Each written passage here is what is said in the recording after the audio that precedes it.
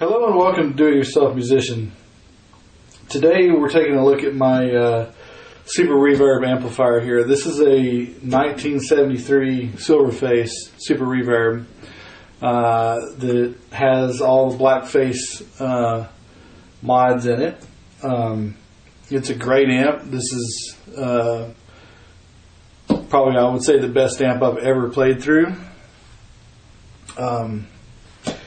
I love it to death. It sounds awesome. If you never played through a Super Reverb, I should really highly suggest you do it. If you haven't played through one, it's just a fantastic amplifier. It just sounds like no other. It's the best thing in the world. But anyways, I have actually decided that I'm going to change the speakers in this. And I'm going to do that for a couple of reasons. One, and probably the biggest reason I'm doing it, is that the amp sounds fantastic when you're standing in the room with it, and if you mic it up right, it's great. It sounds really good, but it can get a bit harsh and ice picky when you go to close mic it, and that's Fenders are known for doing that. It's hard to dial out of this one though, with the treble knobs or anything.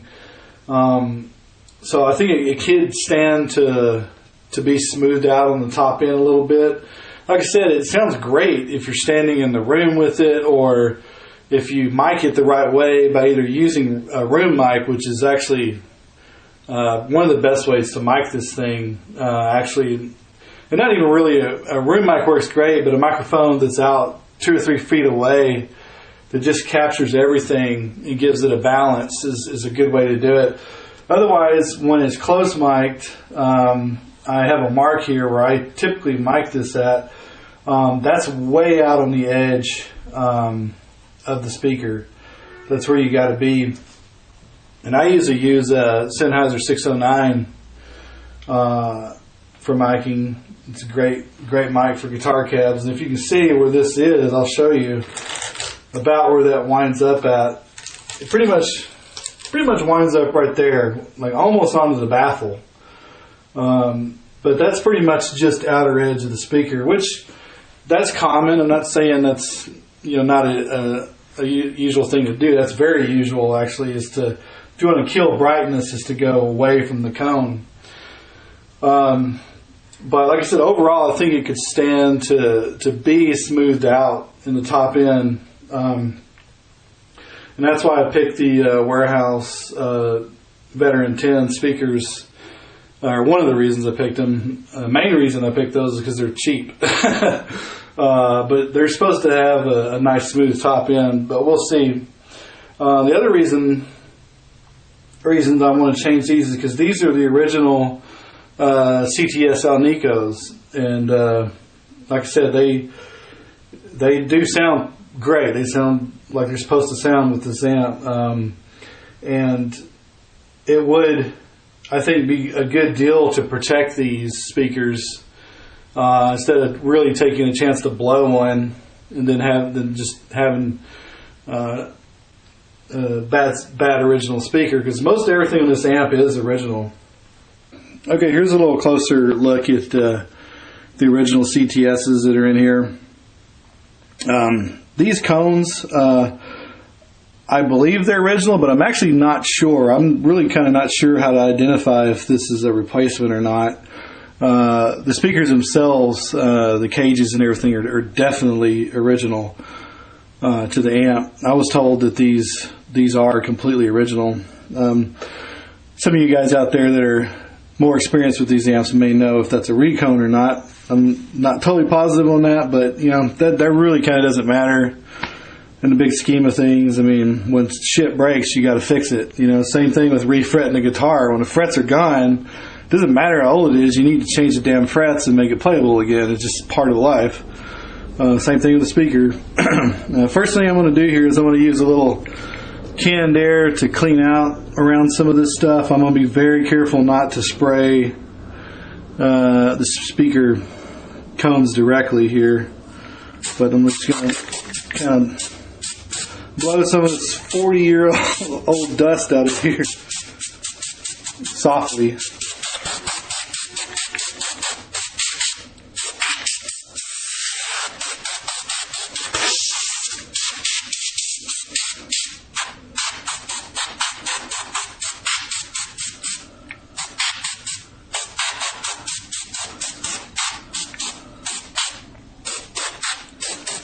Woo!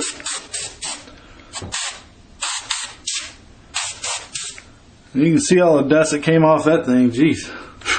It probably sounds better now, just after doing that.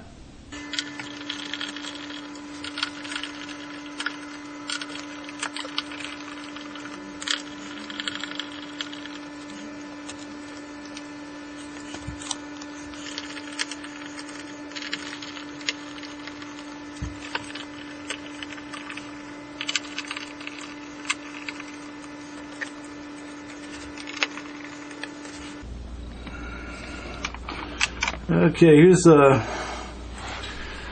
closer look at what's in here right now. Here are the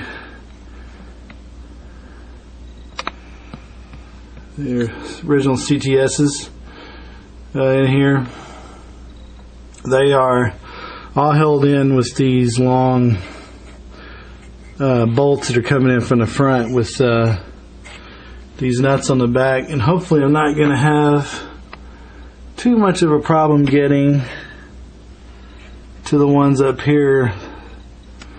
This speaker is rotated because there's a bolt for it right back in there in that hole, so hopefully that won't be a problem. The other one's there. So now that you've seen the back of this and seen a little bit about it, I'm going to start taking stuff out. I'm going to mark things and be careful along the way. I think I'm probably going to pull one out, one original out, replace it with the warehouse, and then move on. And just do them one at a time like that. And obviously when you're doing something like this, you got to be careful to not drop any tools or bolts or anything down into your other speakers, as you don't want to damage the cones or anything. So I'll be careful not to do that. So let me grab some tools that I can use to pull these out, and then I'll start replacing them. One more thing before I get started. These warehouse speakers are rated 20 watts and they're 8 ohms. The way the Super Reverb is set up is you have 4 8-ohm speakers to create a 2 ohm load for the output transformer, which is 2 ohms, 45 watts RMS on this thing. But these are the right replacements. Are 8 ohms speakers. These are low efficiency 20 watt speakers, which will be a good replacement for these because these are similar. In this particular, even though this magnet is not an Alnico. Alright, anyways, let me start pulling this apart. Alright, as per usual, I started a project without my cordless drill being charged, so I'm having to do this whole thing with just a regular freaking screwdriver while that charges.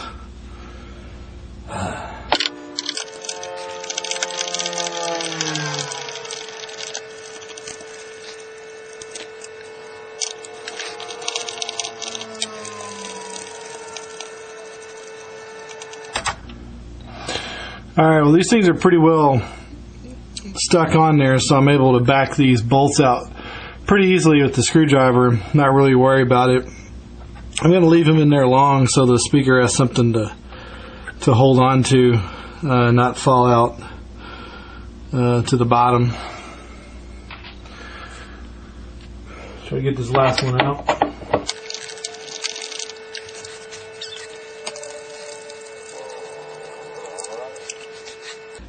Okay, now on this wiring that I have here, I've got these little press fit connectors, which I don't know if that's original actually. This might have been rewired. I don't know if that's original to the 70s wiring or not. I always thought these were soldered, but I don't know. This here will make it easier to put it back together when if I decide to put these back in here.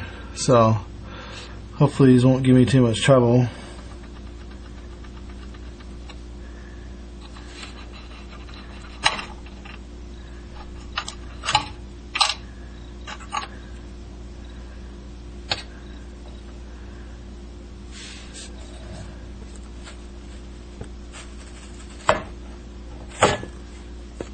I'm just going to kind of go easy pulling this off here because it's been on there for,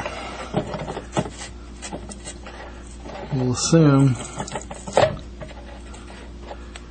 40 years. I don't know. Hopefully something didn't come off.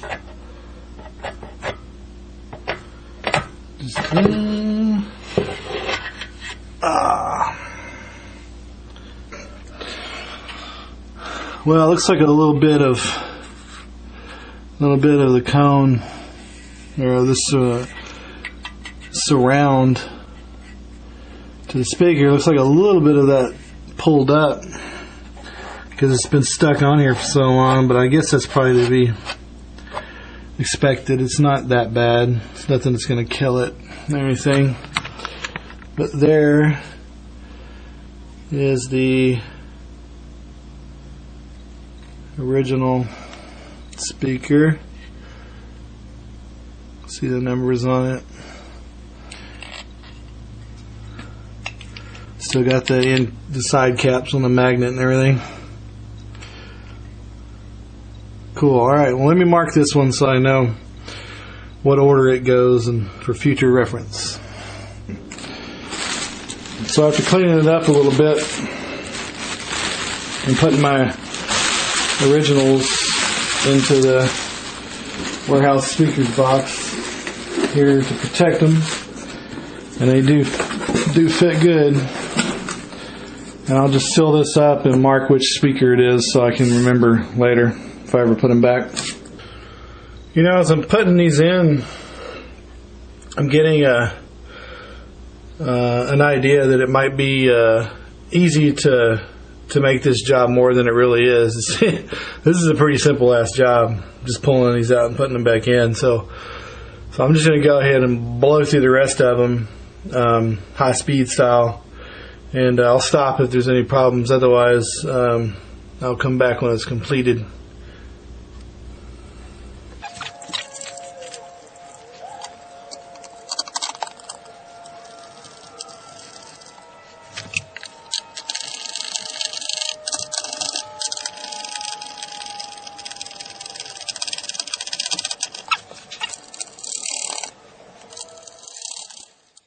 Well, I've already ran into my first problem here. I've got the speaker mounted securely, and then when I went to put these connectors back, I started to wonder what the polarity was, if it indeed was just going to be the same way or not. I got to looking at these other speakers, and they are not clearly marked at all on them. Zoom in a little bit so you can see that one there. Yeah, they're not marked at all. Which is which? I mean, you can tell from the wiring which is supposed to be which. But instead of doing that, I decided that I would just do the old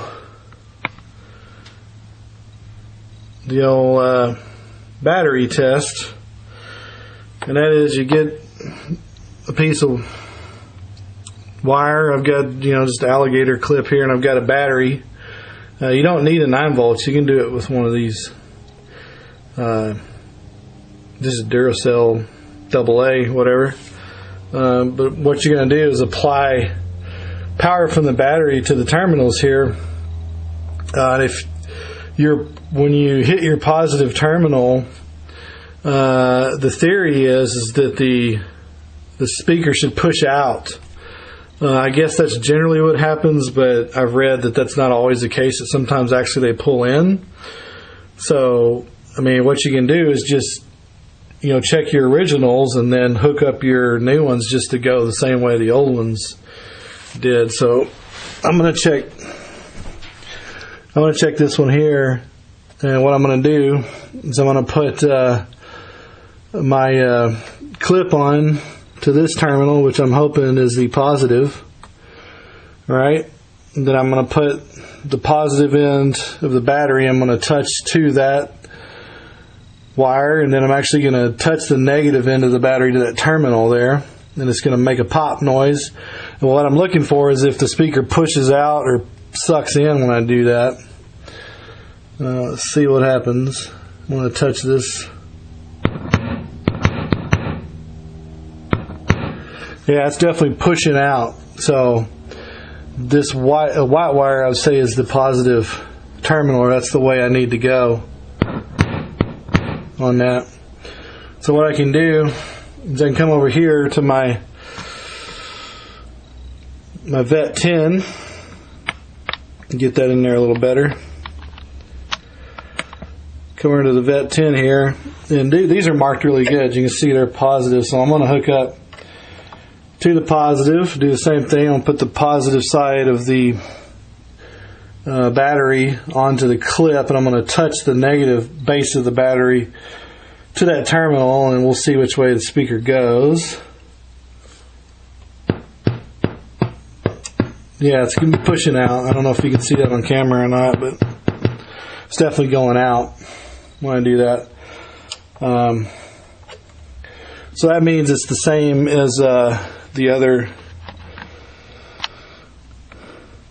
That means it's the same as this. I've got positive with my white wire over here, so it is the same way. So I'm going to go ahead and just do it like it was in here, with my white on the left and brown on the right.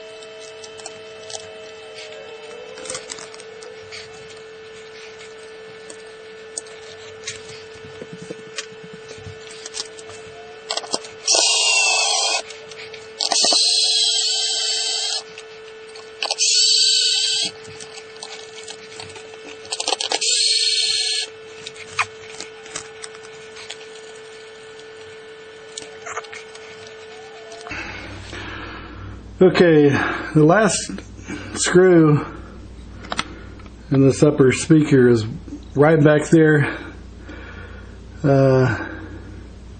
between those two transformers, and the 606 is a little bit in the way.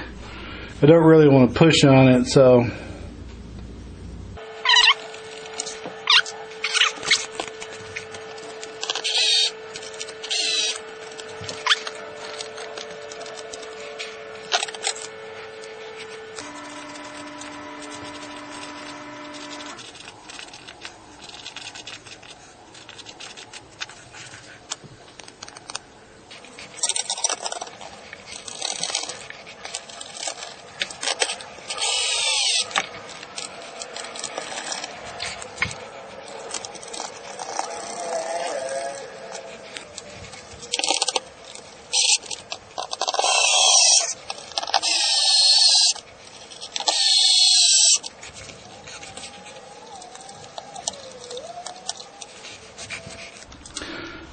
alright, that is all for the quad of warehouse speaker Vet 10s installed in the Super Reverb. Spin it around.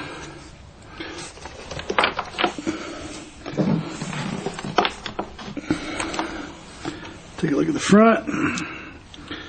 There's the front of it. 4 brand new speakers in the Super Reverb.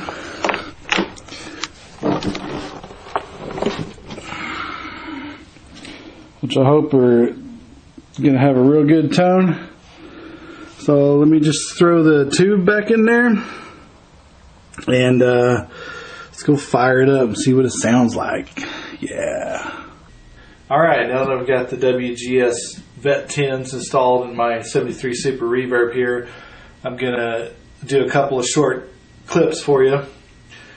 They're going to be with my American Special Telly with Klein pickups in it into the amp, and it's being recorded with the Sennheiser 609 that I've got in the exact same position that it was when I recorded the before clip. So you're going to hear a before and an after clip with this, and I've actually already heard them as I'm recording this right now. I can tell you there's not very much difference in it.